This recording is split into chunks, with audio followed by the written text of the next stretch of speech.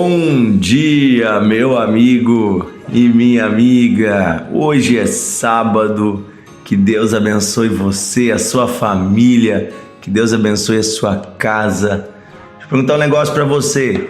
Tá chovendo aí? Essa frasezinha virou piada na internet. Tá chovendo aí? Aqui tá chovendo. E aí, tá chovendo?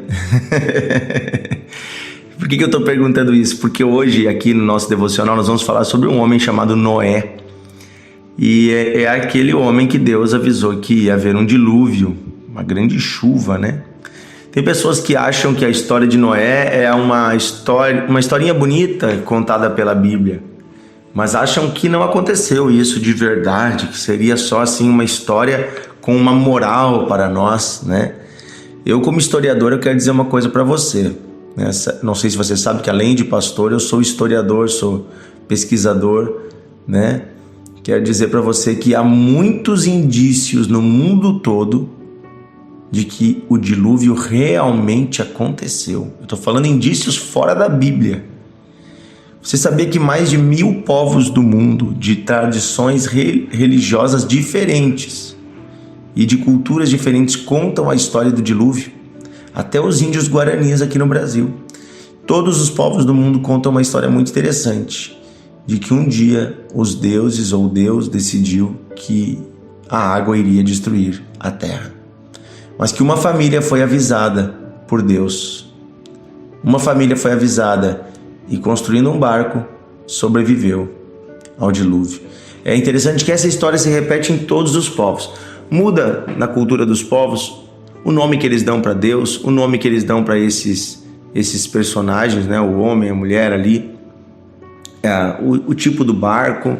A história muda porque era uma história passada de geração em geração. Mas a verdade está ali, né?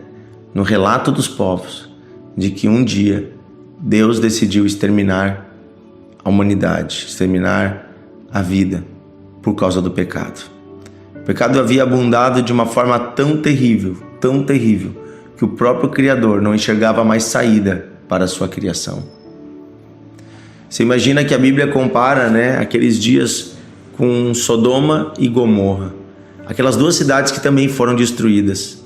Cidades onde Deus mandou anjos e as pessoas tentaram estuprar na praça pública, na rua, os anjos. Imagina o que eles faziam com as crianças. Imagina o que eles faziam com as pessoas, né? Imagina como era uma cidade dessas, onde até os anjos, as pessoas normais, assim, não foi uma gangue, né? A cidade inteira se reunia para esse tipo de coisa. Imagina como era, né? Imagina como era nos dias de Noé, onde a Bíblia diz que a perversidade habitava no coração do homem. As pessoas se tornaram tão perversas, tão más, que não havia mais, aos olhos de Deus, condições de restaurar a cultura daquele povo. Deus precisava começar uma nova cultura. Deus, porém, enxergou uma família que tinha guardado alguns princípios. Uma família diferente, a família de Noé. A Bíblia diz que Noé era um homem justo e bom e que ele andava com Deus. Noé era um homem com um bom coração. E ele foi enxergado no meio de uma geração perversa. Essa história está no livro de Gênesis, mas também Noé está citado em toda a Bíblia. Existem citações sobre Noé em todo o Novo Testamento. Interessante que na lista dos heróis da fé, que nós estamos meditando, em Hebreus capítulo 11 também, a palavra de Deus nos fala sobre Noé. Diz Hebreus 11:7, pela fé, Noé, divinamente instruído a respeito de acontecimentos que ainda não se viam, e sendo temente a Deus, construiu uma arca para a salvação de sua família. Assim, ele condenou o mundo e se tornou herdeiro da justiça que vem da fé. Veja, Deus falou com Noé e Noé acreditou na palavra de Deus. mesmo quando isso incluía fazer um barco no meio de um campo, né? Um lugar longe das águas. Não havia um rio perto, não havia nada disso. Noé ali, naquele lugar, começou a construir um barco. E não era um barco qualquer. O barco que Noé construiu, Deus deu todos os detalhes, né? Comprimento, largura, altura, os andares que deveria ter dentro. Gente, era do tamanho de um estádio de futebol. Nós não estamos falando de um pequeno barco, uma jangada, não. Estamos falando de uma construção épica. E a palavra de Deus nos fala que ele levou quase um século para fazer. Ele e seus 3 filhos trabalharam nisso. Também a palavra de Deus nos diz que as pessoas zombavam de Noé. Imagina você construindo um barco no meio de um lugar seco. Um barco gigante, as pessoas diziam, ele está gastando tudo. Seu tempo, seus recursos, sua madeira, para fazer aquilo. Mas qual é o sentido disso? Obviamente, um barco num lugar seco anunciava que viria uma chuva, uma destruição iminente. Ele estava construindo um caminho de salvação. Mas as pessoas, ao invés de se arrependerem e pedirem para entrar no barco, elas riam de Noé, elas caçoavam de Noé. Mas Noé permaneceu firme, não ouvindo a opinião dos outros. Noé continuou firme, ouvindo a voz de Deus. Quero dizer para você uma coisa: no caminho da sua vida de fé, muitas pessoas vão caçoar de você. Muitas pessoas vão rir daquilo que você acredita, daquilo que você faz pela fé.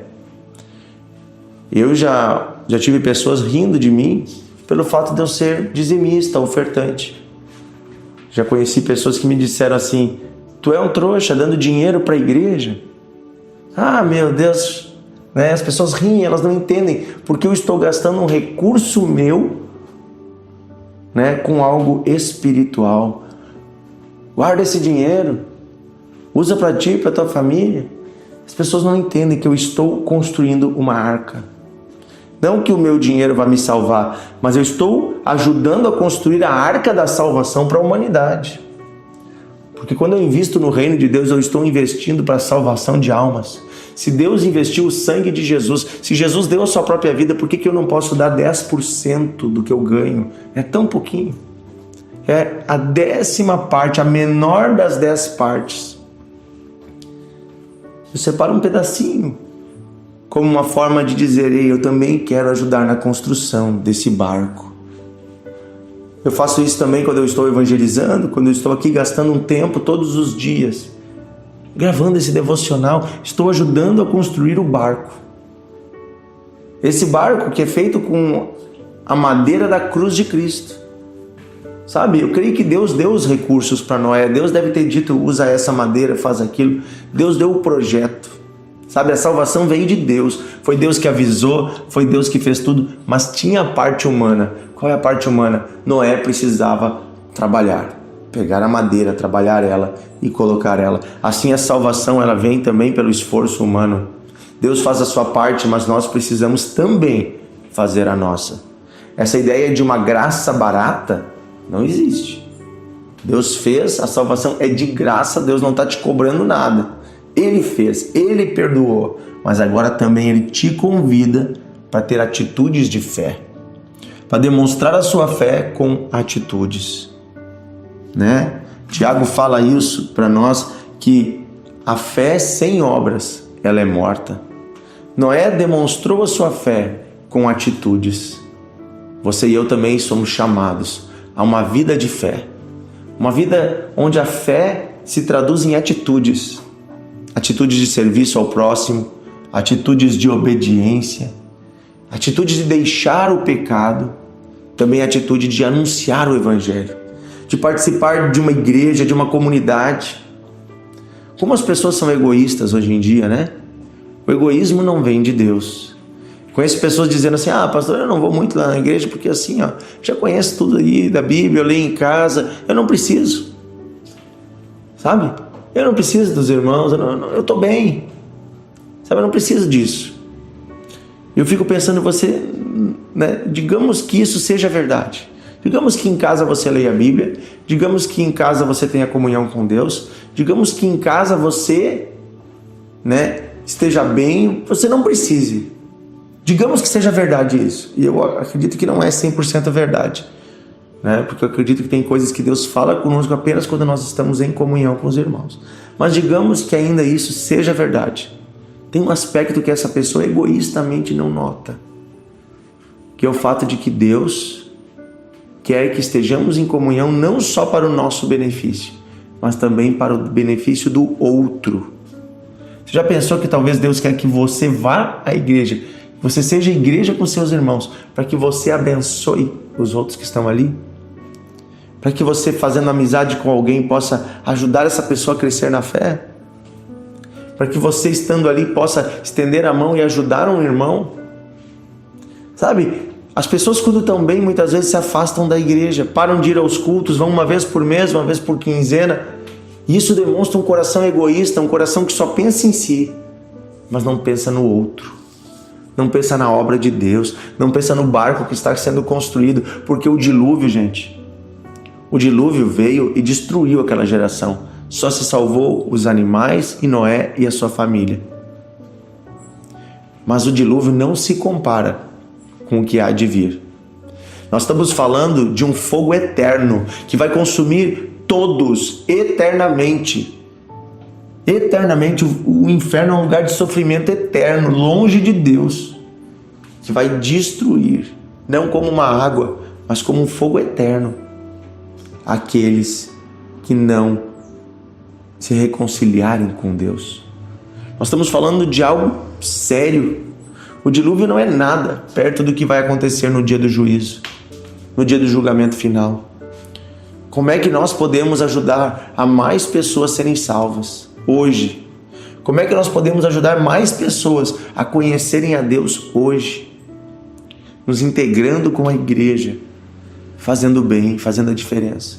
Aqui em Novo Hamburgo, por exemplo, na nossa cidade hoje, nós vamos para a rua. Nesse sábado, a igreja, na nossa comunidade, vai para a rua. Nós vamos fazer um evento na pista de eventos, às 1h30 da tarde. Vamos começar, vamos até às 6h30, servindo a comunidade. Ajudando as famílias, conversando com as pessoas, orando com as pessoas, louvando a Deus. Vamos fazer um evento bonito chamado Peregrino. Nesse evento também nós vamos fazer um culto às 5h30 da tarde na pista de eventos. Então, a igreja vai para a rua servir a comunidade. Vamos levar alimento para as pessoas. Vamos levar ali corte de cabelo gratuito. Vamos ter advogado atendendo de graça, nutricionista. Sabe? É a igreja servindo, cada um fazendo o que pode. Qual o objetivo disso? Mostrar que a gente é bom? Não. Mostrar o caminho do barco da salvação. Dizer para as pessoas: ei, está vindo um dilúvio aí. Você não vai viver para sempre. Precisamos lembrar da eternidade. Precisamos lembrar que há um Deus que criou um caminho de salvação para nós. Amém? Que tal eu e você nos integrarmos ao plano de Deus? Que tal eu e você ajudarmos a construir a arca da salvação? Começando pela nossa salvação e da nossa família, mas se estendendo para outras pessoas. Amém? Oremos. Querido Deus e Pai, neste sábado pedimos a Tua graça, mais abundante ainda sobre a nossa vida. Perdoa-nos, Senhor, por todas as vezes que nós não somos perseverantes em Te servir, em fazer a Tua obra. Perdoa-nos, Senhor, por todas as vezes que nós titubeamos, que nós olhamos com olhar humano, que julgamos com olhar humano. Perdoa-nos, Senhor, por todas as vezes que deixamos o nosso coração olhar para coisas do mundo e se apaixonar tanto por coisas dessa terra e não investimos tempo e energia naquilo que são os Teus planos. Queremos ter um coração obediente como o coração de Noé e mãos dedicadas, pés dedicados para anunciar o Teu Evangelho, para a salvação da nossa família. Queremos, Senhor, nos envolver na Tua obra. Queremos fazer o que é certo, o que é bom, Senhor, aos Teus olhos. Dá-nos, Senhor, um coração como o coração de Noé, que ouvindo a Tua voz, Senhor, obedeceu. Queremos também obedecer, Senhor. Queremos também, Senhor, fazer a diferença no meio de uma geração cruel, de um mundo egoísta, Queremos ser aqueles que não olham apenas para o presente, mas olham para o futuro que o Senhor prometeu. Abençoa essa família, abençoa este homem, esta mulher, Senhor. Enche os nossos corações com a Tua verdade, com a Tua palavra, com a Tua presença, Senhor. Enche-nos da vida eterna que vem de Ti. Pedimos isso, Pai, em nome de Jesus. Amém e amém. Que Deus abençoe você, meu amigo e minha amiga. Estaremos juntos amanhã no Devocional. Fazer um convite especial, você que é da cidade de Campo Bom, aqui no Rio Grande do Sul. Estaremos juntos hoje à noite num culto na igreja Encontros de Fé, ali na cidade de Campo Bom, um culto especial hoje à noite às 19 horas, chamado Pais e Filhos, para toda a família. Venha participar, você vai receber de Deus, vai ser renovado na presença de Deus.